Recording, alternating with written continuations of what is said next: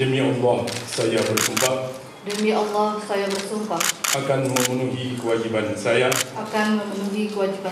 sebagai wali kota Banda Aceh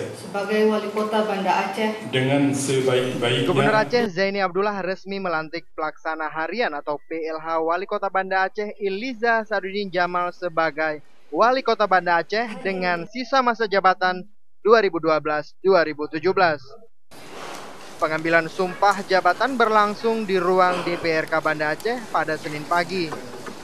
Pelantikan mantan wakil wali kota Banda Aceh menggantikan almarhum Mawardi Nurdin ini juga dihadiri sejumlah tamu undangan dan seluruh anggota DPRK Banda Aceh.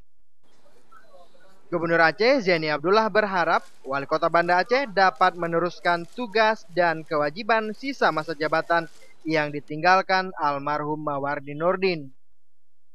Gubernur Aceh juga menyerahkan penghargaan sebagai pelopor Bapak Pembangunan Kota Banda Aceh kepada mantan Wali Kota Banda Aceh almarhum Mawardi Nurdin.